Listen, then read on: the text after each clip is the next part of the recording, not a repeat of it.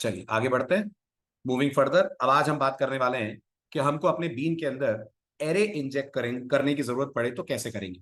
तो पहले तो बताइए, क्या आपको अपनी क्लास में एरे रखना पड़ सकता है? कोई एग्जांपल दिमाग में आ रहा है कि आपने कोई बीन क्लास बनाई हो जिसमें आपको एरे रखना पड़े? है ना, बहुत कॉमन एग्जांपल्स है।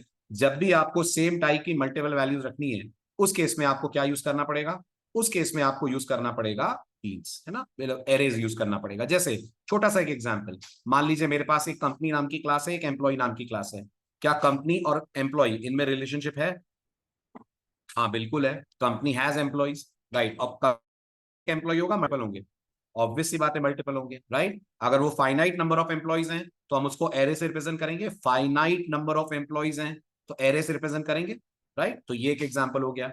दूसरा एग्जांपल, स्टूडेंट के मल्टीपल सब्जेक्ट हो सकते हैं, हाँ हो सकते हैं। किसी प्रोडक्ट के मल्टीपल रिव्यूज हो सकते हैं, हाँ हो सकते हैं। तो अगर रिव्यू अपने आप में एक डिपेंडेंसी है तो रिव्यू प्रोडक्ट के अंदर आएगा तो एरे बनकर आएगा, सब्जेक्ट स्टूडेंट के अंदर आएगा तो एरे बनकर आएगा। तो ये सारे एग्जांपल्स है जो इंडिकेट कर रहे हैं आपको एरे बहुत कॉमन तौर पे अपने बीन्स के अंदर लेना पड़ेगा।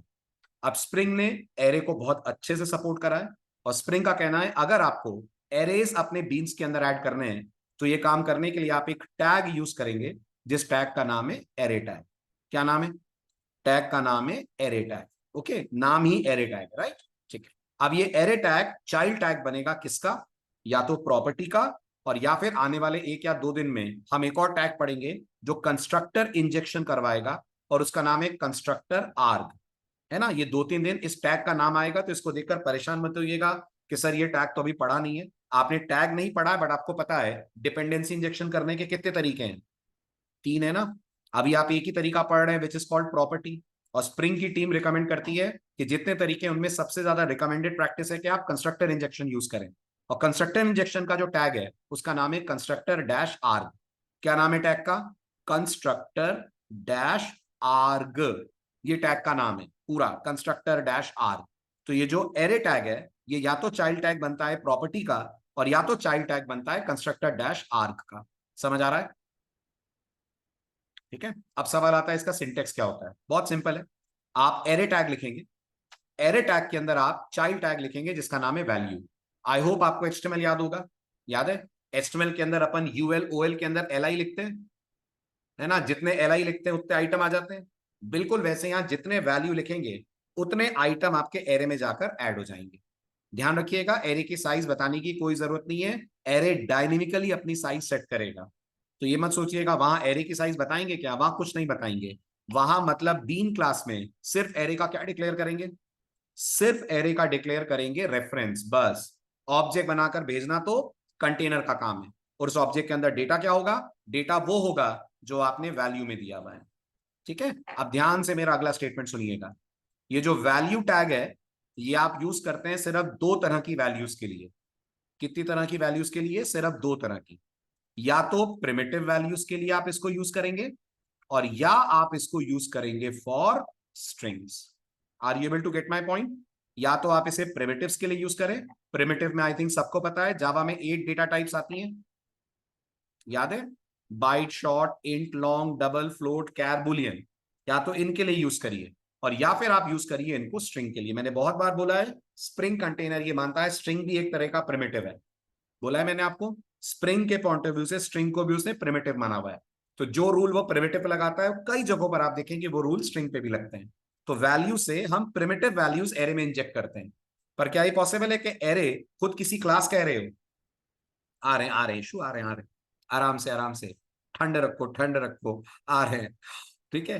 अपन अपने कोड के अंदर एरे बना सकते हैं, ऐसा जैसे अभी ये वाला एग्जांपल था कि मेरे पास कंपनी क्लास है, राइट, मेरे पास कंपनी क्लास है, और कंपनी के अंदर एम्प्लॉइज हैं।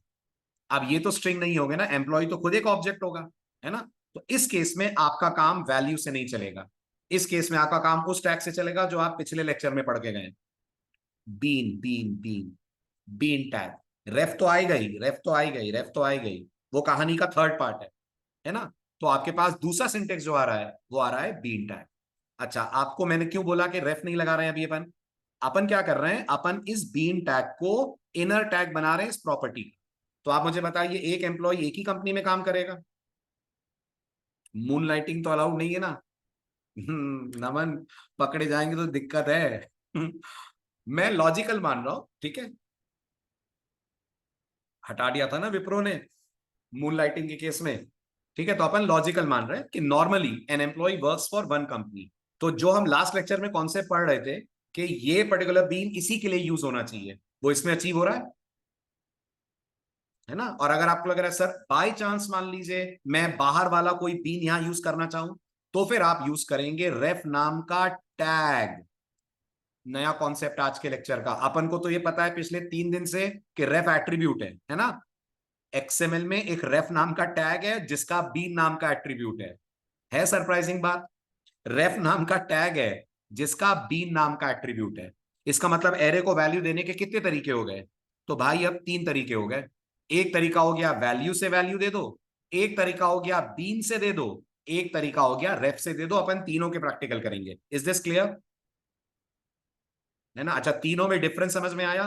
वैल्यू तब यूज करिए जब प्रिमिटिव्स जा रहे हो या स्ट्रिंग जा रही हो।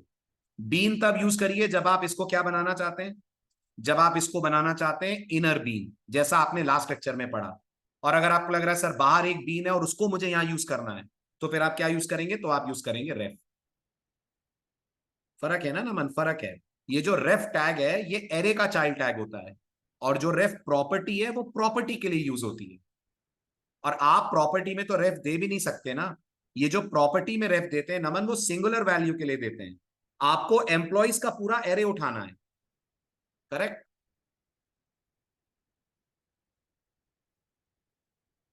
सबका यूज करेंगे अभी, एक एक करके सबका करेंगे। चलूं आगे, हाल फिलहाल आगे चलूं। ठीक है, चलिए समझिए अब ध्यान से। अब लेते हैं हम अपना फर्स्ट एग्जाम्पल। अभी एग्जाम्पल देखो, क्लियर हो जाएगा, कोई कंफ्यूजन की बात नहीं है। और अगर कंफ्यूजन हो रहा है तो भी टेंशन नहीं है। बताओ क्यों नहीं है? इससे इजी तरीका आपका वेट कर रहा है, और वो कौन है? वो है configurations. As I said, but तो इसको यूज ही नहीं करेगा ना। स्प्रिंग बूट तो इन पे जाएगा ही नहीं। एनोटेशन हैं आपके पास, राइट, आप उन्हें यूज करेंगे, वो और इजी है, वही बिल्कुल ही जावा स्टाइल में है। ठीक है, या तो फिर बार बार टैग आ रहा है, ये टैग वो टैग। कुछ दिनों की बात है, कुछ दिनों बाद will be shifting towards annotations, और तब ये सब खत्म हो जाएंगे। ठीक है, चलो आगे। ठीक है, तो अभी आप दिमाग से रेफ निकाल दो, अभी रेफ निकाल दो वरना कंफ्यूज हो गया। अभी दो समझते हैं अपन, पहले एग्जांपल दो का करते हैं, एक प्रिमिटिव्स का और एक ऑब्जेक्ट्स का, फिर देखते हैं अगला एग्जांपल में बाहर वाले बीन्स कैसे आएंगे। तो पहली एक्सरसाइज पढ़िए और बताइए क्लियर है क्वेश्चन?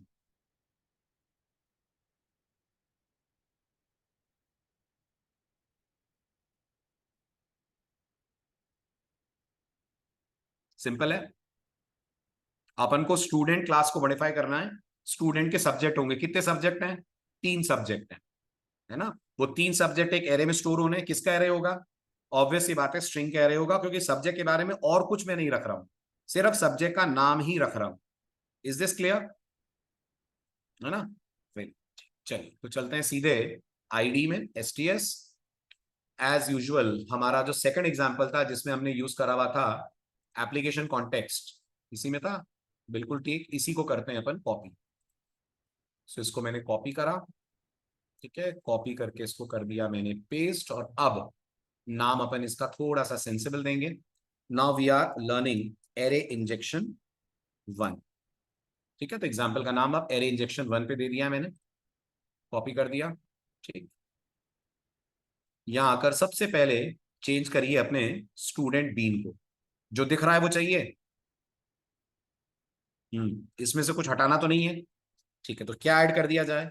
यहां ऐड कर दीजिए private string square bracket subjects. Clear है declaration? Private string subjects, subjects. ठीक है, उसके बाद as usual setter getter generate करा देते हैं। So will go to source, generate getter and setter.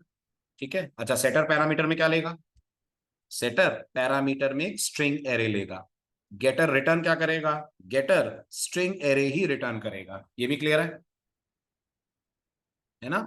ठीक है, तो मैंने इनको सेलेक्ट कर दिया, जनरेट कर दिया। अच्छे से कोड देख लीजिए, कोई डाउट नहीं है तो क्लियर लिख दीजिए। सेटर गेटर क्लियर है? जैसी प्रॉपर्टी वैसा सेटर का आर्गुमेंट और वैसा गेटर की रिटर्न टाइप। सिंपल है। एरे की साइज डायनेमिकली ग्रो होगी जी, डायनेमिकली ग्रो नहीं होगी। आप एक्सएमएल में जितना डेटा दे देंगे ये एरे उतने साइज का बन जाएगा। ठीक है, चलूं आगे। एरे लिस्ट आएगी आएगी, अभी एरे है, एरे लिस्ट भी आएगी। जितना एक्सएमएल में वैल्यू दे देंगे एरे की उतनी साइज हो जाएगी। बिल्कुल ईगर इनिशियलाइजेशन। और अगर दिमाग में क्वेरी आ रही है हमको रन टाइम पे वैल्यू देनी हो तो, डेटा यूजर से लेना हो तो, इन सब के लिए वेट करिए एनोटेशंस और स्प्रिंग बूट और एमबीसी का। ठीक है, वो सब हम कवर करेंगे आगे। ठीक है, एक्सएमएल पे बहुत ज्यादा चीजें डिस्कस नहीं करेंगे, उतना करेंगे जितना स्प्रिंग कोर के लिए जरूरी है, ताकि आप लेगेसी प्रोजेक्ट्स इसमें हैंडल कर पाए। बाकी जितनी भी एडवांस चीजें हैं, जो कुछ भी है, डेटाबेस वगैरह, एरर हैंडलिंग वगैरह, वो सब हम बूट पे जाकर और एनोटेशंस पे जाकर करेंगे। Is this clear to everyone? है ना? ठीक है। मतलब ये जो एक्सएमएल है वो HTML4 की तरह है। जैसे HTML4 में बहुत सारे टैग्स डेप्रिकेट हो गए हैं, आपसे कहा जाता है आप इन कामों के लिए CSS यूज करिए। ऐसे एक्सएमएल के बहुत सारे काम है जो अब डेप्रिकेटेड हैं, और इनकी जगह पर एनोटेशंस और बूट है। चलिए, ये तो हो गया हमारा बीन तैयार। अब आते हैं अपन अपने एक्सएमएल फाइल के अंदर। क्या करा जाए एक्सएमएल फाइल के अंदर? जो दिख रहा है वो ठीक है। जो दिख रहा है वो तो चाहिए ही चाहिए अपन को, उसमें तो कोई चेंज करना नहीं है। अब यहां पर आकर अपन एक प्रॉपर्टी टैग और ऐड करेंगे। क्या होगा इस प्रॉपर्टी का नाम? तो इसका नाम होगा जी सब्जेक्ट्स। और इस बार प्रॉपर्टी को as a container tag use करना है। Am I right? है ना, क्योंकि प्रॉपर्टी का चाइल्ड बनेगा कौन? प्रॉपर्टी का चाइल्ड बनेगा एरे टैग। ठीक है, और एरे के अंदर क्या आएगा? एरे के अंदर आएगा एक और टैग जिसका नाम है वैल्यू। तो मैंने पहली वैल्यू डाली फिजिक्स। ठीक है, कॉपी पेस्ट कर लेते हैं। Let's copy this, paste it one more time, then math, and then chemistry. ठीक है, तो ये हो गया हमारा एक्सएमएल तैयार। इसमें कोई डाउट तो नहीं है? All clear? अच्छा, एक और एग्जांपल लेते हैं। लेट मी सी। हाँ ठीक है, चलिए अभी सिंपल रखते हैं। सेकंड एग्जांपल आएगा उसमें करूंगा इसको ऐड। ठीक है, फिलहाल क्लियर है, आगे बढ़ू। ठीक, नेक्स्ट अब आते हैं अपन अपनी ड्राइवर क्लास पे। मैं सोच रहा था मार्क्स भी ले लूं, बट मार्क्स अगले एग्जाम्पल लेते हैं तो आप कंफ्यूज हो जाओगे। एम्प्टी वैल्यू दे सकते हैं। कैसी एम्प्टी वैल्यू बेटा? वैल्यू टैग के अंदर हाउ टू एलोकेट। बूट में करेंगे प्रियंका, बूट में करेंगे अपन। एनोटेशन आने दीजिए, बूट आने दीजिए, तब डायनेमिक होगा। उसके लिए बहुत सारी चीजें करनी है आपको। एक्सएमएल में it will be wastage of time.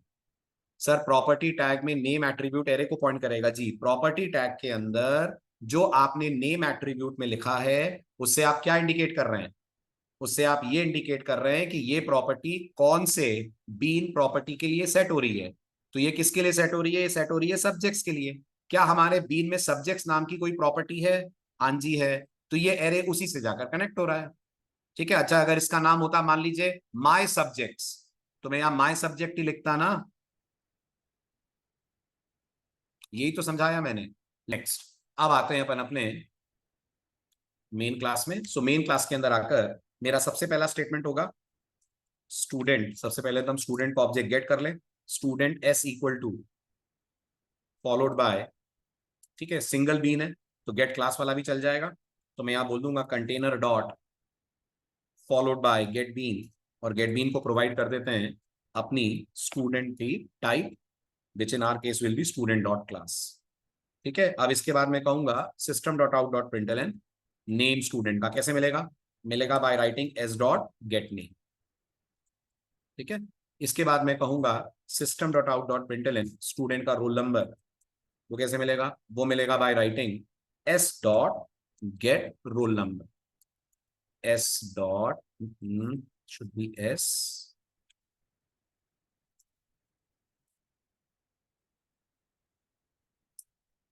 ठीक है, ये मेरे पास आ गया गेट रोल नंबर। एरे कैसे लूंगा? बिल्कुल सही नमन, या तो ऐसे ले लूं, बट ये तो एक साथ दिखा देगा ना। मैं चाहता हूं वर्टिकल आए सारे सब्जेक्ट। पॉसिबल है? हाँ है। फिर मुझे कहना पड़ेगा string square bracket subjects is equal to followed by S dot get subjects. Collect हो जाए ये एरे मेरे SUBJ रेफरेंस में, है ना। और जावा में can we run a for each loop on arrays? Yes we can. तो मैंने इस पे फॉर ईच लगा दिया। यहां मैंने लिख दिया system dot out dot println subject names, ठीक, और यहां लिख दिया अंदर system dot out dot println S. Clear है? बहुत बढ़िया, वेरी गुड। ठीक है, ये एरर क्यों दे रहा है भाई? S dot get subjects, let's check, save नहीं हुआ है क्या? सेव तो हुआ है। देन गेट सब्जेक्ट्स, ठीक है, एस नाम आ रहा है तो इसको एस कर दो। ठीक है, सेव नहीं था वो। Right click, run as Java application. ठीक, अब आप देख पा रहे होंगे आपके पास जैसे रोल नंबर और नाम आ रहे हैं उनके सेटर चले हैं। अपने कुछ मैसेज डाला नहीं है, नहीं तो अपन को ये भी पता चलता कि इसका भी सेटर कॉल हुआ है। अगर आप चाहें तो यहाँ पर एक एसओपी डाल सकते हैं, shutter called for subjects.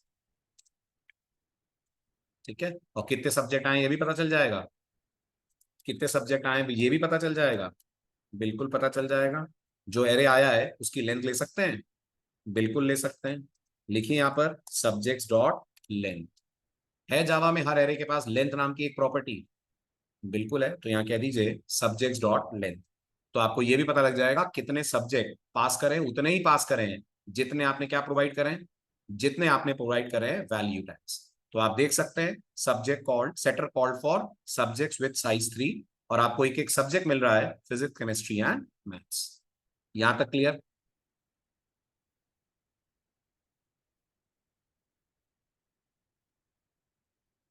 Got it? Very good. बिल्कुल चलेगा, बिल्कुल चलेगा।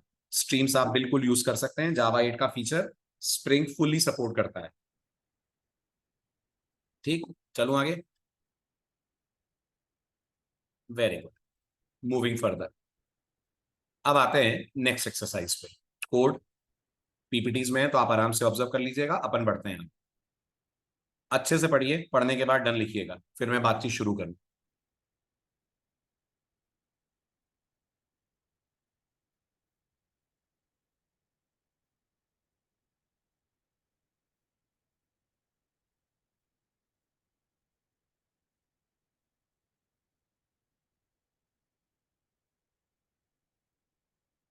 क्लियर है? Very good. कितनी बीन क्लासेस बनेंगी? दो बीन क्लासेस बनेंगी। डिपेंडेंट कौन है, टारगेट कौन है? डिपेंडेंट कौन है, टारगेट कौन है?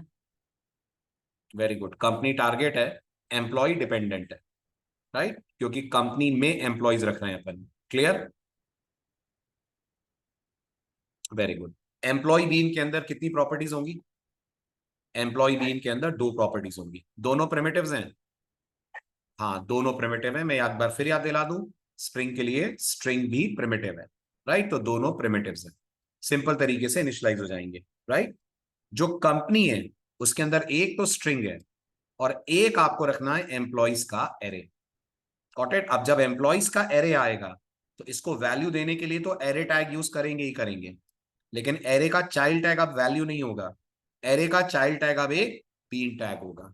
और कितने बीन टैग बनाएंगे आप? उतने बीन टैग बनाएंगे जितने एम्प्लॉय आपको कंपनी में इंजेक्ट करने हैं, है ना। लेकिन मैं फिर याद दिला दूं, ये स्टैटिक इनिशियलाइजेशन है, स्टैटिक इंजेक्शन है। डायनेमिक के लिए वेट करिए आगे के टॉपिक्स का, है ना। ये बहुत ही रेलिवेंट क्वेश्चन होगा। जैसे क्वेश्चन दिमाग में आ सकता है, sir what if employees database से आ रहे हो और वो एम्प्लॉइज 1000 एम्प्लॉइज हो।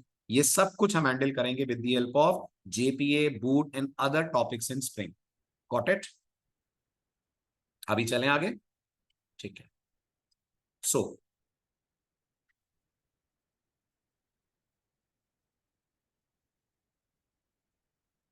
Let's go for the second example.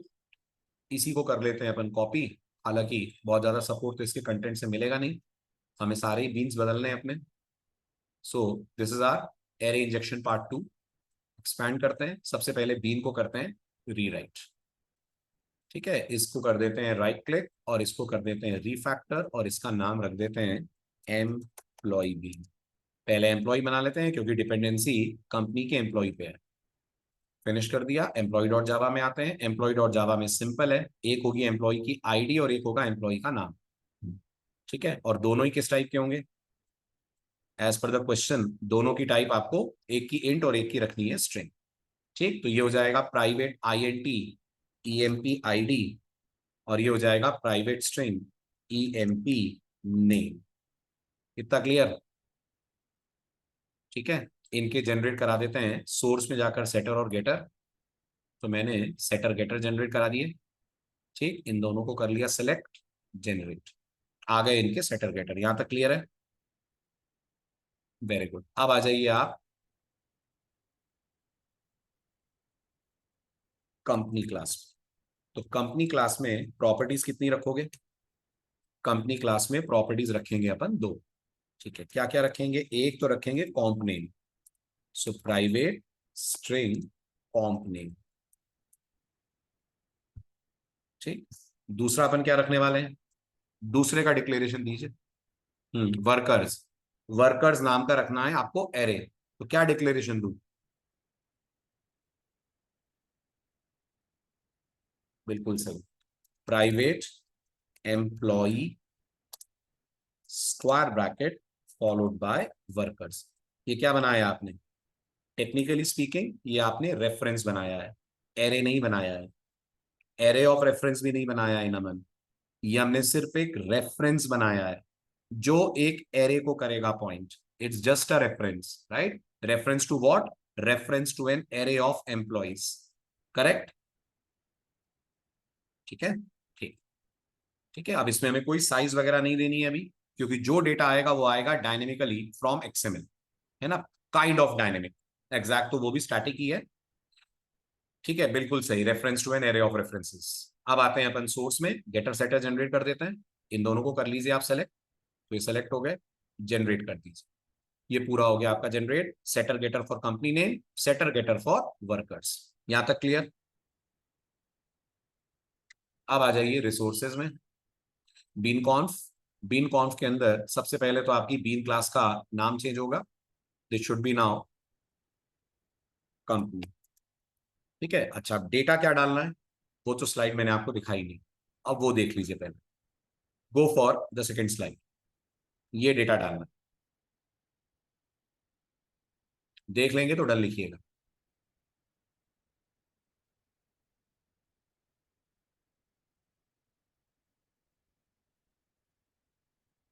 Clear है?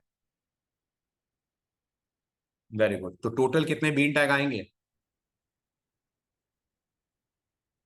टोटल 4 बीन टैग आएंगे। 4 आएंगे, एक कंपनी का भी तो आएगा। एक बीन टैग कंपनी का आएगा और 3 बीन टैग इनके आएंगे। आएंगे ना? है ना? Very good. एक आउटर होगा और 3 इनर होंगे। ये भी क्लियर है? ठीक है, चलो coming back to the code. So ये हो जाएगा कंपनी। कंपनी की आईडी मैं नाम दे देता हूं CMP OBJ। ये हो गई हमारी कंपनी की आईडी। पहली प्रॉपर्टी कंपनी में नेम है। ठीक है, लेट्स वेरीफाई वंस। हमने नाम दिया हुआ है कॉम्प नेम। फाइन।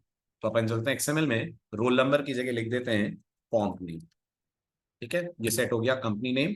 कंपनी नेम की वैल्यू क्वेश्चन में आपको दी हुई है Amazon। ये वैल्यू सेट हो गई एज Amazon। ठीक है, अब ये हटेगा और यहाँ क्या आएगा? यहाँ एक प्रॉपर्टी टैग आएगा जिसके नेम में आप लिखेंगे वर्कर्स। ठीक है, बट आपको याद होगा अभी तक आप यहाँ रेफ लगाया करते थे, लगाते थे आप यहाँ रेफ। इस रेफ से आप कितने बीन्स को रेफर कर लेंगे? नमन आपके क्वेश्चन पे वापस आ रहा हूं, नमन तिवारी। इस रेफ से नमन कितनों को रेफर कर लेंगे? एक को ना। हमारे पास तो 3 3 एम्प्लॉइज हैं, वो तीनों इससे कैसे रेफर होंगे? M I right? नहीं होंगे ना। इसलिए अपन को ये काम करने के लिए प्रॉपर्टी के अंदर जाकर बनाना पड़ेगा, एरे बनाना पड़ेगा, है ना? अब ये वैल्यूज हट जाएंगी। वैल्यू क्यों हट जाएंगी? क्योंकि जो आपको इंजेक्ट करना है वो प्रिमिटिव्स नहीं है, वो खुद बीन ऑब्जेक्ट्स हैं। सही कह रहा हूं? जो इंजेक्ट करना है वो प्रिमिटिव्स नहीं है, वो खुद बीन ऑब्जेक्ट है। तो इसको हटा देते हैं। इसको हटाकर यहां पर ऐड कर देते हैं हमारा बीन टैग। ठीक, इस बीन टैग में क्लास आएगा जी। इस बीन टैग में क्लास दे दीजिए in dot SCLive dot beans followed by dot और आपकी क्लास का नाम। क्लास का नाम क्या है? जल्दी जल्दी क्विक। वेरी गुड, क्लास का नाम है एम्प्लॉय, जिसका हम बीन ऑब्जेक्ट बनाने जा रहे हैं। That class name is employee. ये आपका बीन हो गया। ठीक है, आईडी देने का कोई सेंस है? कोई सेंस नहीं है, राइट, क्योंकि ये इनर बीन बन रहे हैं। ऑब्वियस ही बात है, इसके बाहर ये एक्सेस ही नहीं होंगे। प्रॉपर्टी देना है, हाँ, वैल्यू तो देनी है ना इनको भी, तो प्रॉपर्टी तो इनको भी चाहिए, तो इसका एक प्रॉपर्टी टैग दे देते हैं। ठीक है, प्रॉपर्टी टैग में नेम आ जाएगा, ईएमपी नेम। ठीक है, इस नेम के साथ वैल्यू आ जाएगी। ठीक, वैल्यू इज इक्वल्स टू, पहला क्या था, अजय, मे बी। ठीक है, पहला ले लेते हैं Ajay, EMP name, EMP name बोल रहा हूँ ईशु। ठीक है, इसको यहाँ फॉरवर्ड स्लैश से क्लोज कर दो। ठीक, फिर इसको करते हैं अपन रिपीट। ठीक है, second time paste, third time paste. ठीक है, अब आप नोटिस करिए, इसकी जगह पर आ जाएगा ईएमपी आईडी और वैल्यू आ जाएगी 101। M I right? ये आपका पहला एम्प्लॉय ऑब्जेक्ट क्रिएट हो गया। ठीक है, इसको हटाइए और इस पूरे बीन टैग को रिपीट कर दीजिए। करना होगा repeat 2 more times, right, very good. एक और बार, एक और बार। ठीक है, आईडी सॉरी क्लास एम्प्लॉयज रहेगी, ईएमपी नेम शायद एक चेतन था, so let's say this is Chetan. ठीक है, चेतन को 102 कर देते हैं, वहां 103 था शायद, मैं इसको 2 कर देता हूँ।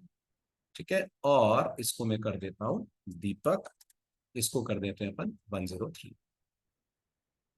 ठीक, चलेगा? डेटा थोड़ा ऊपर नीचे हो गया, चलेगा? ओके, मेन थीम था कि आप ये समझे कि आपको यहाँ बीन टैग्स को कुछ इस तरीके से करना है रेफर, कि वो एरे के बनेंगे चाइल्ड टैग। क्लियर हुआ? क्लियर हुआ। अब आ जाइए आपकी ड्राइवर क्लास। सो ड्राइवर को अपन करते हैं रिफैक्टर, ड्राइवर का नाम रख देते हैं अपन यूज कंपनी। मेन तो हम कंपनी का बीन गेट करने वाले हैं वहां। Next and finish. ठीक है, अभी जो यूज कंपनी आप बना रहे हैं, इसमें एप्लीकेशन कॉन्टेक्स्ट तो सेम रहेगा, यहां से चीजें होंगी चेंज। सबसे पहले आप कंपनी को रेफर कर लेंगे, calling company as company C is equals to container dot get bean, container dot get bean, क्योंकि अभी एक ही कंपनी कोडेड है, तो आई डोंट थिंक कोई दिक्कत होगी मुझे कंपनी डॉट क्लास बोलने में।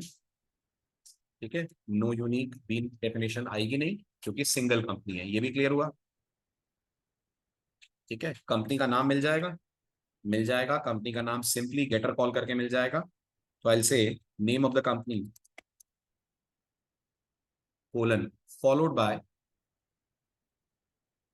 Plus C dot, I call get company name, that is get comp name. ठीक है, then system dot out dot println, मुझे पता करना है कंपनी में टोटल एम्प्लॉयज कितने हैं। पता लगेगा? बिल्कुल लगेगा। मुझे यहाँ कहना होगा employee square bracket EMP is equals to followed by C dot get comp name. ये भी क्लियर है? Get workers, sorry my my mistake, get workers, बिल्कुल ठीक।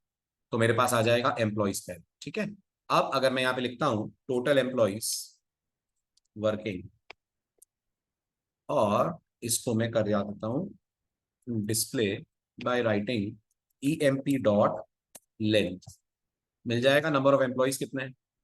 पैरेंथेसिस नहीं आएगा इशू, लेंथ प्रॉपर्टी है ना एरे की, लेंथ मेथड नहीं है। ठीक, उसके बाद फॉर ईच चल जाएगा, हाँ चल जाएगा, for employee E colon E M P.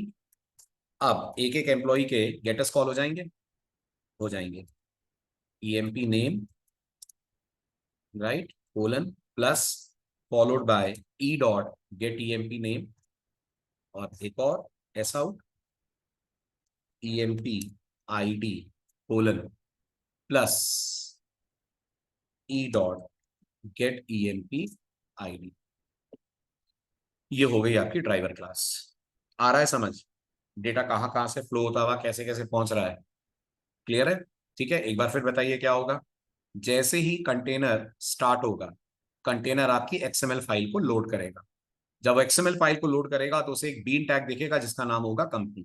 आपको याद होगा by default application context eager loading करता है, तो ईगर लोडिंग स्टार्ट हो जाएगी। जैसे ही ईगर लोडिंग स्टार्ट होगी, कंपनी का क्रिएट हो जाएगा ऑब्जेक्ट। कंपनी का ऑब्जेक्ट क्रिएट होते ही उसकी दो प्रॉपर्टी सेट होना स्टार्ट हो जाएंगी। पहली प्रॉपर्टी सेट होगी कंपनी का नाम, जिसकी वैल्यू सेट होगी Amazon by calling the setter for company name. दूसरी प्रॉपर्टी सेट होगी वर्कर, और वर्कर के लिए जितने बीन टैग आपने दे रखे हैं उतने कंटेनर क्या बनाएगा, उतने कंटेनर बनाएगा एम्प्लॉय ऑब्जेक्ट्स। ये सारे एम्प्लॉय ऑब्जेक्ट्स को एक एरे में भरेगा, और वो एरे एज अ पैरामीटर किसको भेज देगा, वो array as a parameter pass कर देगा इस सेट वर्कर नाम के मेथड को। राइट, इस सेट वर्कर के पास वो एरे आकर रिसीव हो जाएगा, और आप सिंपली इस एरे का रेफरेंस अपने दिस डॉट वर्कर में कर लेंगे कॉपी। क्लियर? ठीक है, दिस इज ईगर लोडिंग, जो कंटेनर आपकी इस एरे टैग को देखकर करेगा, because it is a child tag of bean, जो खुद अपने आप में कंपनी को रिप्रेजेंट कर रहा है। बढ़ू आगे। ठीक, तो अब आप इसको रन कीजिए। नंबर ऑफ एम्प्लॉइज वर्किंग 3 आ रहा है। ये रही हर एम्प्लॉय के नाम और आईडी की detail. This is of the set array. बढ़ू आगे। ठीक है, अब बात करते हैं कि सर व्हाट इफ मुझे एक आउटर बीन भी रेफर करना हो इसमें। मतलब कंपनी में 3 लोग हैं, लेकिन सर अजय आउटर बीन है। अभी अजय, चेतन, वो सारे के सारे इनर बीन है ना। अब लेते हैं इसका सेकंड एग्जाम्पल। ठीक, देखिए तो आपको क्या करना पड़ेगा। अगर मैं अपने एक्सएमएल में आता हूं, और एक्सएमएल में आकर इस टैग को यहां से हटा देता हूं, इसको मैंने कट करा और इसको मैंने टॉप पे ले जाकर पेस्ट कर दिया, तो क्या ये अब आउटर बीम बन गया? जल्दी क्विक, आउटर बीम बन गया है ना। आप सबसे पहले तो इसको आईडी देंगे, बिना आईडी के तो रेफर होगा नहीं है। या तो आईडी दीजिए और या तो नाम दीजिए। राइट, ठीक है, मैं इसको आईडी दे देता हूं EMP1। चलेगा, EMP1 आईडी। ठीक है, अब आप एरे को कैसे बोलेंगे कि इन 2 बीन के अलावा एक बीन ये भी है, इसको भी यूज करना है। तो ये बोलने के लिए एरे का एक और चाइल्ड टैग होता है जिसका नाम होता है रेफ टैग, और इस रेफ टैग का एक एट्रीब्यूट होता है जिसका नाम होता है बीन। और इस बीन एट्रीब्यूट की जो वैल्यू है वो क्या होने वाली है, इस बीन एट्रीब्यूट की जो वैल्यू है वो आईडी होने वाली है आउटर बीन की। आउटर बीन की आईडी क्या रखी हुई है आपने, आउटर बीन की आईडी अपने रखी हुई है EMP1। वो उठाकर आप यहां पे कर सकते हैं पेस्ट। तो आज का लेक्चर अटेंड करने के बाद अब आपके पास, आज का लेक्चर अटेंड करने के बाद अब आपके पास ये जवाब होगा कि रेफ XML में 2 चीजें हैं, रेफ एट्रीब्यूट भी है, रेफ टैग भी है। बस इतना याद रखिए, रेफ किसका चाइल्ड टैग है, तो रेफ एरे का चाइल्ड टैग। ठीक है, आपको कोई कंफ्यूजन नहीं होगा, मैंने स्लाइड में नोट्स लिख दिए हैं। एक बार नोट्स पढ़ लीजिए और बताइए अगर कोई डाउट है।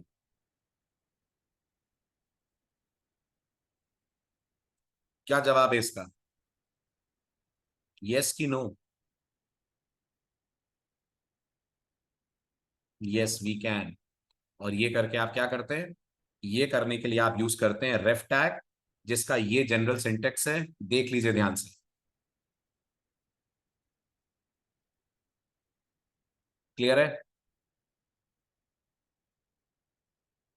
ठीक है, तो एरे के बाकी बीन टैग जैसे थे वैसे ही रहेंगे। सर तो सारे बीन्स आउटर में लिख दें, एरे टैग के अंदर 3 बार रेफ लिख दें, बिल्कुल लिख दीजिए अंशु, बिल्कुल लिख दीजिए। बट वो तब आप करिएगा जब आप ये रिप्रेजेंट करना चाह रहे हो कि ये बीन्स दूसरों में भी यूज होंगे। क्लियर? नहीं, ये इनर बीन नहीं है ना, ये इनर बीन कहाँ है? मुझे एक बात बताओ, एक बात बताओ, अगर मैं यहाँ एक और कंपनी का ऑब्जेक्ट बनाऊं, बना सकता हूं एक और कंपनी ऑब्जेक्ट? डाउट किसका था? शशांक का। बना सकता हूं? गूगल का ऑब्जेक्ट बना सकता हूं, जैसे अमेजॉन बना रहा हूं ऐसे गूगल। ठीक है, अब आप मुझे बताओ, गूगल भी अगर EMP1 को रेफर कर ले तो अलाउ होगा कि नहीं? अलाउ हो जाएगा ना। तो वो तो आपके डिजाइन पे है प्रॉब्लम। आपको लग रहा है नहीं सर ये तो मुझे करना ही नहीं था, तो फिर आपको इस बीन टैग को बाहर ले जाना भी नहीं चाहिए था। आपको इस बीन टैग को एरे के अंदर ही रखना चाहिए था, जैसे चेतन और दीपक हैं। ठीक है, दोनों नहीं मिलेगा कि आउटर भी बने लेकिन सिर्फ अमेजॉन यूज करे। ठीक, क्लियर है?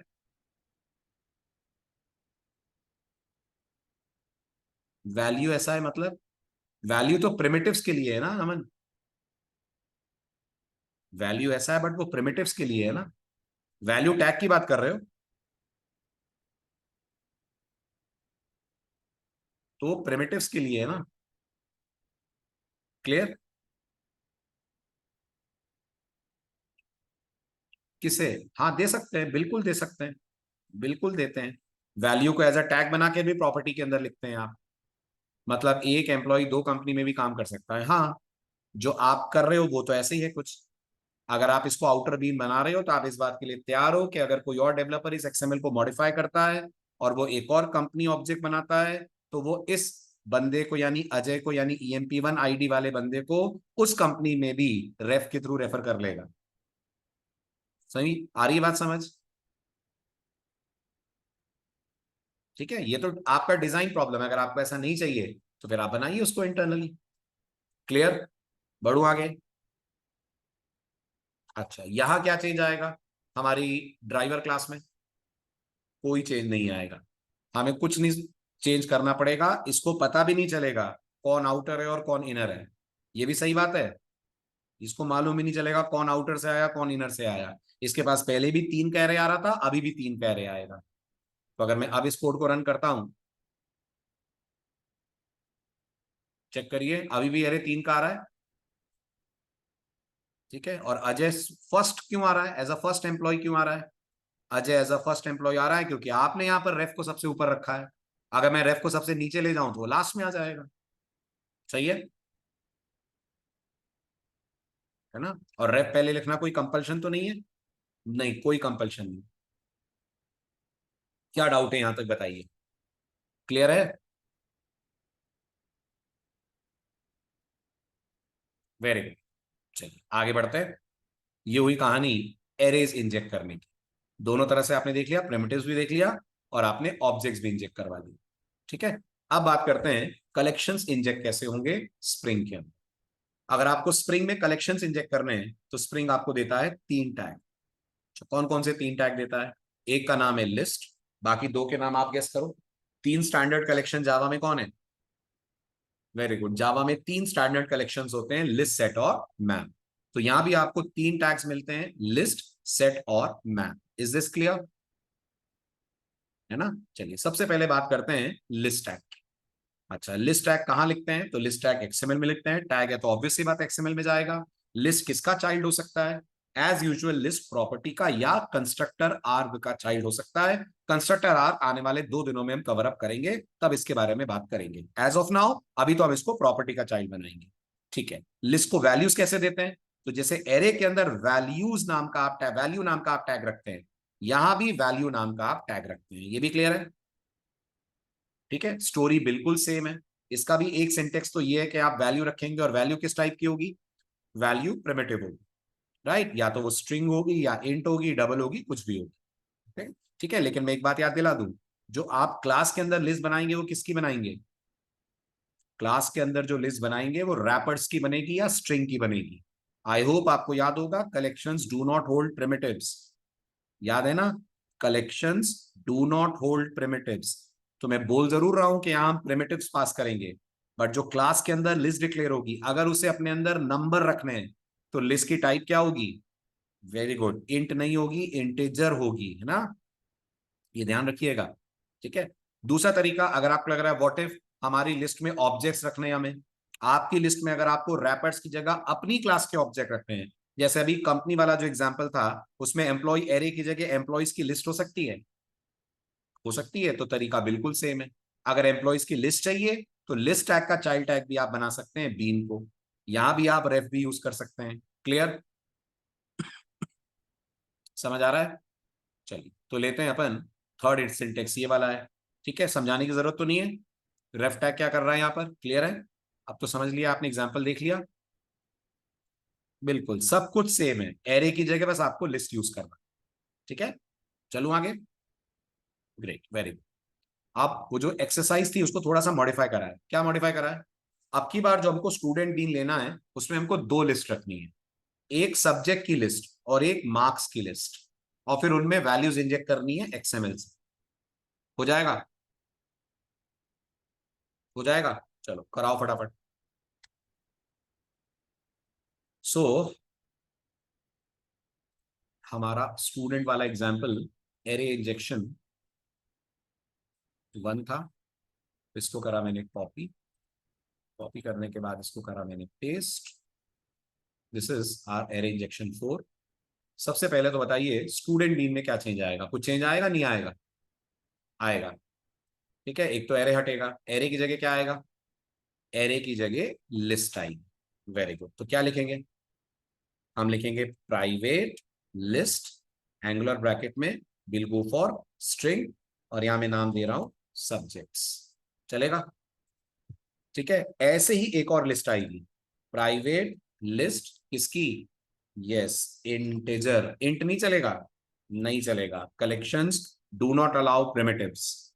भले ही आप उसमें प्रिमिटिव डाल पाते हैं, अंदर ऑटो बॉक्सिंग हो जाती है, बट आप डिक्लेयर करते वक्त तो हमेशा कोई क्लास ही डिक्लेयर करेंगे एंगुलर ब्रैकेट्स में। सही है? सही है। अब वो जो लास्ट में आपका सेट सब्जेक्ट और गेट सब्जेक्ट था, वो रीजनरेट कराना पड़ेगा, क्योंकि अब एरे नहीं, अब लिस्ट का लेन देन चलेगा। तो यहां पर अपन कर देंगे गेटर एंड सेटर। हाँ बिल्कुल सही है नमन, इस सिनेरियो के लिए मैप बेटर है, बिल्कुल सही कहा आपने। बस मैप पे आ रहा है ना, लिस्ट के बाद ही तो मैप आएगा। ठीक है, जनरेट करिए। ठीक, तो ये आ गया आपका सेट सब्जेक्ट और गेट सब्जेक्ट। ठीक है, बस दिमाग में एक डाउट आ रहा होगा, और नहीं आ रहा है तो मैं डाल देता हूं। लिस्ट तो इंटरफेस है ना, तो फिर स्प्रिंग ऑब्जेक्ट कैसे बनाएगा? और अगर स्प्रिंग ऑब्जेक्ट लिस्ट का नहीं बनाएगा तो फिर भाई किसका बनाएगा? क्योंकि लिस्ट की एक डिराइव है कि बहुत सारी डिराइव है? तो जवाब है लिस्ट की तो बहुत सारी डिराइव है। स्प्रिंग को पसंद है एरे लिस्ट, स्प्रिंग को पसंद है एरे लिस्ट, तो स्प्रिंग बाय डिफॉल्ट किसका ऑब्जेक्ट बनाएगा? Spring by default array list का ऑब्जेक्ट बनाएगा। हमको किसी और का बनवाना हो तो उसका भी हमारे पास प्रोविजन है, बिल्कुल बिल्कुल बिल्कुल प्रोविजन है, और वो हम करेंगे। और उसके लिए दो तरीके, एक पुराना तरीका, एक नया तरीका, दोनों बता दूंगा मैं आपको। ठीक है, एक पुराना तरीका है वो भी अभी चलता है, और एक नया तरीका। बट अभी के लिए बस आपकी क्यूरियोसिटी के लिए मैं दिमाग में जवाब दे रहा हूं आपको कि ये एरे लिस्ट है। प्रूफ है कि एरे लिस्ट है प्रूफ? हाँ है।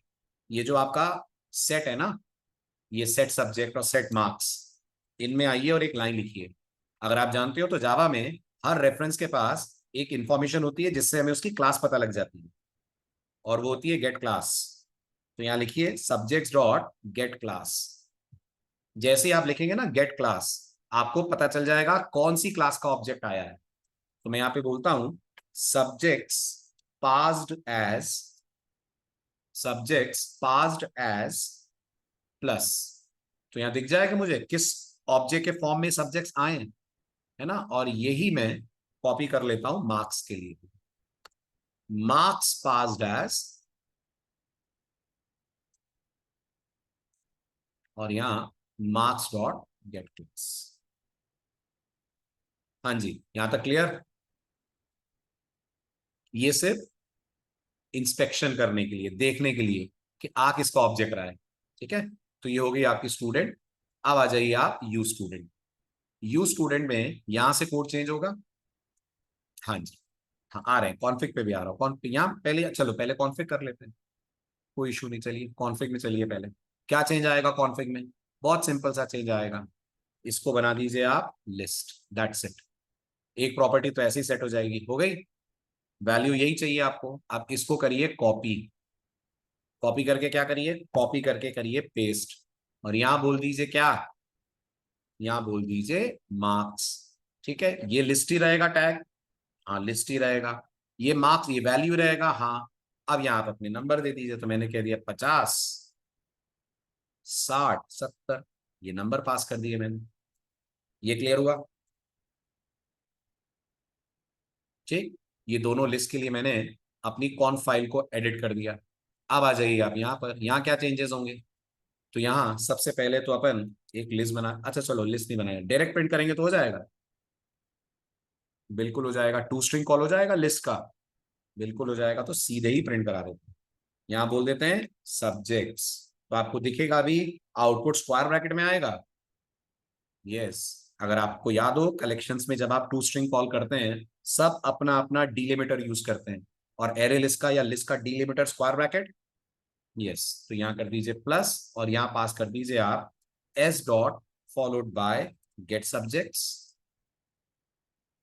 एस डॉट गेट सब्जेक्ट्स, तो ये आपके पास सब्जेक्ट्स के नेम आ जाएंगे, और ऐसे ही कॉपी पेस्ट कर लेते हैं अपन मार्क्स। तो यहां आ जाएगा मार्क्स, ठीक, और यहां कह दीजिए आप एस डॉट गेट मार्क्स। ठीक, यहां तक क्लियर? रन कर दूं? तीनों क्लियर है, बीन, कॉन्फ और मेन? ठीक है, रन कीजिए, चेक करिए किसका ऑब्जेक्ट पास हुआ। स्ट्रिंग्स के लिए भी पास हुआ एरे लिस्ट, नंबर्स के लिए भी पास हुआ, इंटीजर्स के लिए भी पास हुआ एरे लिस्ट। क्लियर है? So by default spring goes for array list जब भी आपकी बीन क्लासेस के अंदर लिस्ट टैग होता है। सिंपल है, वेरी गुड। ये तो हुआ हमारा स्टूडेंट वाला एग्जाम्पल। अब आते हैं अगले एग्जाम्पल। अगला एग्जाम्पल सेम कंपनी वाला है, सेम कोड है, बस जहां आपने एरे बनाया था वहां लिस्ट बनानी है। हो जाएगा? सिंपल है, चलो बताओ। सो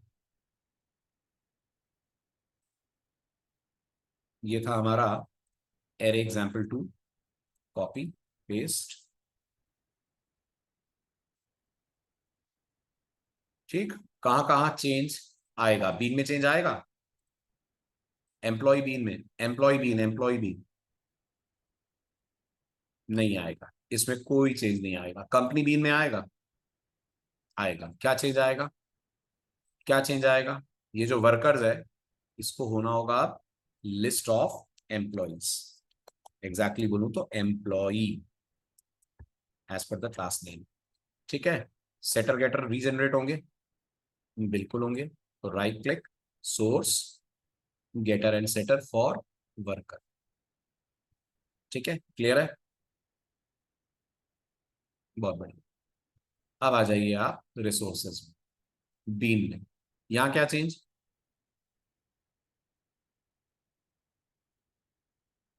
बस छोटा सा एक चेंज, एरे को कर दीजिए आप लिस्ट, बस सिंपल। बाकी सारे सेम रहेंगे। अभी भी ये जो बीन टैग्स हैं ये इनर बीन्स हैं, है ना?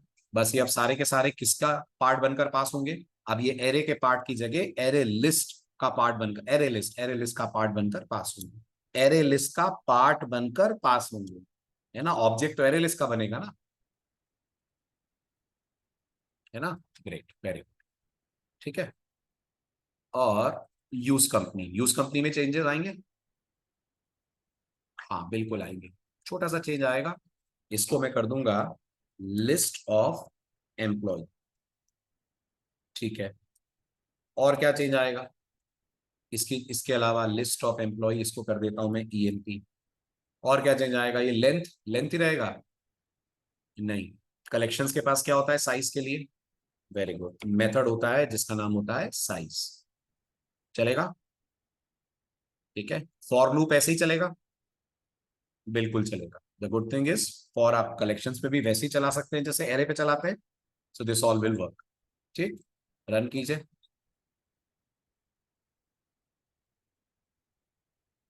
चेक करिए, सेम आउटपुट, सेम बिहेवियर।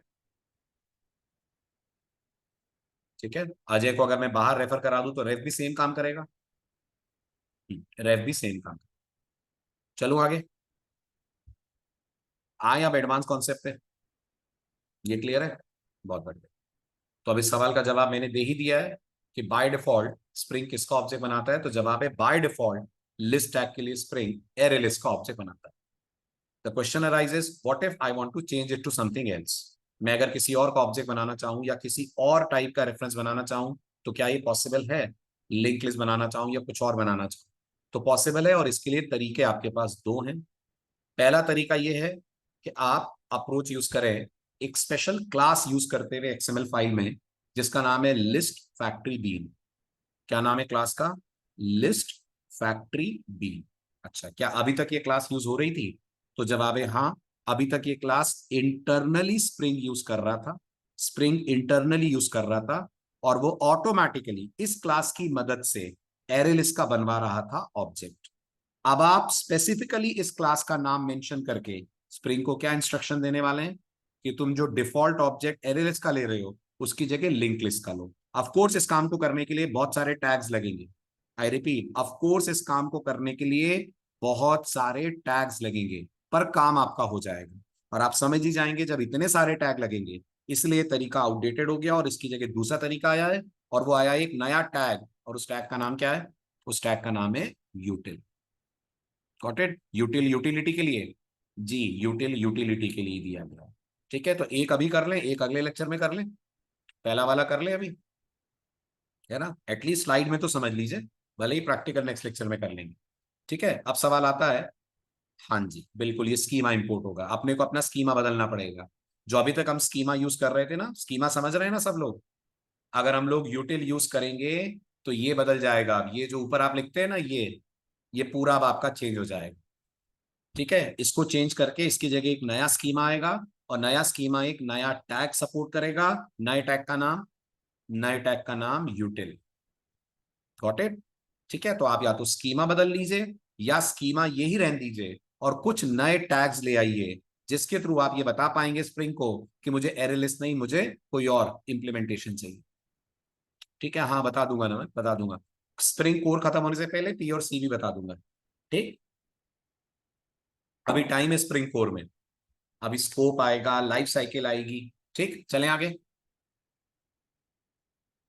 हाँ जी, तो coming back to the code, तो पहला डाउट आएगा दिमाग में, सर लिस्ट फैक्ट्री क्या है? पढ़िए ध्यान से, लिस्ट फैक्ट्री बीन कौन है?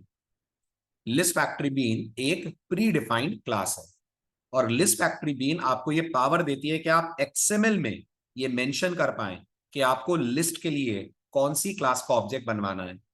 मेरे वर्ड्स क्लियर है? लिस्ट फैक्ट्री बीन एक क्लास है, आपकी क्लास है, स्प्रिंग की क्लास है, ऑब्वियस ही बात है, स्प्रिंग की क्लास है, प्री डिफाइंड क्लास। ओके, और इसकी मदद से आप स्प्रिंग को ये इंस्ट्रक्शंस दे सकते हैं कि आप किस इंप्लीमेंटेशन क्लास का लिस्ट के लिए बनाना चाहते हैं ऑब्जेक्ट। और अगर आप कुछ नहीं बताते हैं तो स्प्रिंग अपनी मर्जी चलाता है, और स्प्रिंग की मर्जी है कि एरे लिस्ट बनेगा। ये भी क्लियर हुआ है ना? अब ध्यान से देखिए सिंटेक्स क्या होता है। सिंटेक्स, जैसा मैंने कहा, कुछ नए टैग्स हमें ऐड करने पड़ते हैं, तो थ्योरी की बजाय आप सीधे सिंटेक्स पे देखो। उफ, इतना सारा सिंटेक्स, इतना सारा सिंटेक्स, इसीलिए लोगों ने इसको अपोज करा, और उसके बाद स्प्रिंग की टीम ने एक नया नेम स्पेस इंट्रोड्यूस करा, जिसका नाम उन्होंने दिया यूटिल। ठीक है, अब जो आपको ग्रीन में दिख रहा है वो पहले जैसा है।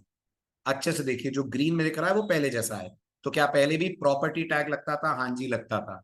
इसमें वर्कर लिखते थे? हाँ लिखते थे। अभी भी इसमें वर्कर लिखोगे। ठीक है, या अभी भी लिस्ट के अंदर डेटा आएगा। Is this clear? ठीक है, या फिर अगर आपको लग रहा है हम यहाँ सब्जेक्ट लिखते थे तो आप सब्जेक्ट लिख दो। लिस्ट के अंदर अभी भी फिजिक्स केमिस्ट्री मैथ्स आएंगे अगर प्रिमिटिव्स हैं तो। इतना क्लियर है? लेकिन अब बीच में जो आपको डार्क ब्लू कलर में दिख रहे हैं वो कुछ नए टैग्स आए। ठीक है, तो पहला नया टैग कौन है? टैग तो खैर पुराना है, लेकिन उसका यूज होने का तरीका नया है। तो पहला, एक तो आपने यहाँ बीन टैग डाला है। अच्छा, बीन टैग के साथ हमने क्या बोला है? हमने बोला है कि हमें लिस्ट फैक्ट्री बीन का ऑब्जेक्ट बनाना है। ठीक है, तो कंटेनर इसका ऑब्जेक्ट बना देगा, बिल्कुल बना देगा, है ना? अब ये जो बीन टैग है इसके पास एक प्रॉपर्टी है। प्रॉपर्टी का नाम है टारगेट लिस्ट क्लास। यही नाम देना है, ध्यान देना, टारगेट लिस्ट क्लास। क्या नाम लिखना है? Target list class. और थोड़ा सा ध्यान से पढ़ो तो आपको समझ में आएगा ये प्रॉपर्टी से क्या होता होगा। ये प्रॉपर्टी से अपन ये इंडिकेट करते हैं कि हमें कौन सी, कंप्लीट करिए मेरा सेंटेंस, हमें कौन सी इंप्लीमेंटेशन क्लास यूज करनी है for passing values to the list. तो मैं यहां क्या बोल रहा हूं, मेरे को कौन सी इंप्लीमेंटेशन क्लास यूज करनी है? मेरे को यूज करनी है लिंक लिस्ट क्लास, है ना? एक बार फिर, थोड़ा सा कंफ्यूजिंग है, let's go about this one more time. तो बिल्कुल ठीक, एरे लिस्ट और लिंक लिस्ट। तो पहला स्टेप, अगर आपको एरे लिस्ट नहीं पसंद है, अच्छा एक बात बताओ, अगर आपको पूरी थ्योरी क्लियर है, क्या मैं बोल दूं ये टैग पहले भी था, बस हमें दिखता नहीं था, है ना? और यहां कौन बैठा था? यहां एरे लिस्ट बैठी हुई थी। हमें मालूम नहीं चलता था कि स्प्रिंग ने इस टैग को इंजेक्ट कर दिया आपके एक्सएमएल में, वो पहले भी करता था, बट अब आपको करना पड़ रहा है, तो आपको लिखना पड़ रहा है। बिल्कुल वैसे ही ना, जैसे पेरेंट क्लास के कंस्ट्रक्टर के लिए सुपर का कॉल जावा खुद ही डाल देती है, पर फिर आपको करना पड़ता है अगर कंस्ट्रक्टर कैसा हो, पर फिर आपको करना पड़ता है अगर कंस्ट्रक्टर पैरामीटराइज हो। नॉन पैरामीटराइज का तो कॉल वो खुद ही मैनेज कर लेती है। कुछ ऐसा ही है, ये टैग पहले भी था, बट आपके सामने एक्सपोज्ड नहीं था क्योंकि ऑलरेडी स्प्रिंग ने इसको सेट करा हुआ था। ठीक है, अब ये बीन टैग में क्या करा? बीन टैग में आपने क्लास का नाम दिया, कौन सी क्लास? यही क्लास लिस्ट फैक्ट्री बीन। ये एक built in pre defined class है। पैकेज का नाम आपको दिख रहा होगा, org.springframework.beans.factory.config। ये इसकी क्लास का नाम है। अब इस बीन टैग के अंदर आपको दो प्रॉपर्टी टैग्स लगाने हैं। सुन रहे हैं सब लोग? दो प्रॉपर्टी टैग। एक प्रॉपर्टी टैग से आप ये बताएंगे ऑब्जेक्ट किसका बनाना है, तो जी ऑब्जेक्ट लिंक लिस्ट का बनाना है। दूसरे प्रॉपर्टी टैग से आप अपना डेटा देंगे, राइट। दूसरे प्रॉपर्टी टैग में नेम आएगा सोर्स लिस्ट। कंफ्यूज मत होइएगा, सर ये कौन है? ये आपकी प्रॉपर्टी या आपका एलिमेंट नहीं है, ये इस क्लास के अंदर बैठा हुआ है, लिस्ट फैक्ट्री बीन के अंदर। समझ रहे हैं? तो क्या मैं ये मान लूं लिस्ट फैक्ट्री बीन क्लास में दो डेटा मेंबर होंगे, एक डेटा मेंबर का नाम टारगेट लिस्ट क्लास होगा, एक डेटा मेंबर का नाम सोर्स लिस्ट होगा, है ना। इन दोनों इन दोनों डेटा मेंबर को प्रॉपर्टी टैग वैल्यू दे रहा है।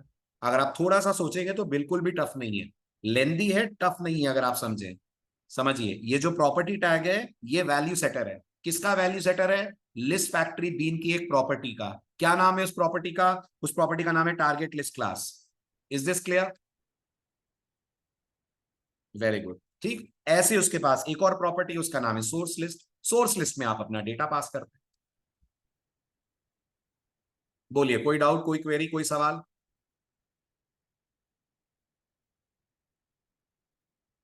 सिंपल है, बस इतना ध्यान रखिएगा कि यहाँ जो ऑब्जेक्ट पास करे वो किसका होना चाहिए? जो ऑब्जेक्ट पास करे वो लिस्ट की चाइल्ड होनी चाहिए। ये नहीं कि वहां हैश मैप लिख दिया। समझ रहे हैं? बिल्कुल इशू। अब आप इंटरनली प्रिडिक्ट कर सकते हो कि जब ये प्रॉपर्टी टैग लिखा आपने तो लिस्ट बीन फैक्ट्री के पास भी एक सेटर होगा,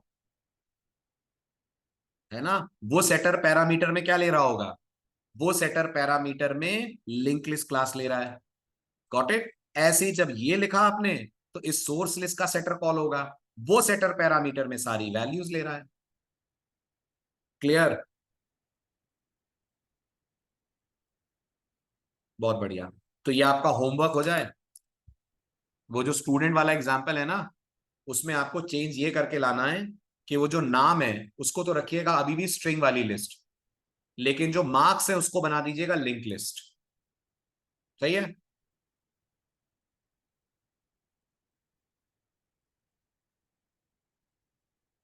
सर वैल्यू एट्रीब्यूट क्यों नहीं हुआ? कौन सा वैल्यू एट्रीब्यूट? वैल्यू एट्रीब्यूट आप वैल्यू एट्रीब्यूट में भी दे सकते हैं, कोई प्रॉब्लम नहीं है तपेश, दे सकते हैं। इसको वैल्यू टैग से भी दे सकते हैं, वैल्यू एट्रीब्यूट से भी दे सकते हैं। क्लास का नाम है ना, तो डबल कोट में थोड़ा अनयूजुअल लगेगा, इसलिए उसको एज अ टैग दिया है। ठीक है, मैं तो सिर्फ यही शेयर करूंगा, सॉल्यूशन वन की स्लाइड, बस यहां तक। बाकी आप ट्राई करना, हो जाएगा। ठीक है, लेकिन ये पुराना तरीका, अगर आपको जरा भी लग रहा सर डिफिकल्ट बहुत है, तो एक आसान तरीका आपका वेट कर रहा है। ठीक है, और वो आसान तरीका क्या है? कुछ नहीं करना, बस इस लिस्ट की जगह क्या नाम आ जाएगा, गेस करो। इस लिस्ट की जगह नाम आ जाएगा यूटिल लिस्ट। यूटिल list, यूटिल list. यूटिल के पास तीनों चीजें हैं। यूटिल के पास तीनों चीजें, समझ गया मेरा हिंट? यूटिल के पास एक सेट भी है, यूटिल के पास एक मैप भी है, यूटिल के पास एक लिस्ट भी है। ठीक, तो पूरा टैग का नाम है यूटिल कोलन लिस्ट, बस। लेकिन ये टैग आएगा कहां से? ये टैग तब आएगा जब आप अपना स्कीमा बदलेंगे। क्लियर? ठीक, चलिए तो मिलते हैं सैटरडे इस एक्सरसाइज के साथ। इसका नया तरीका लेते हैं and then will move over to map and set. Bye bye, take care.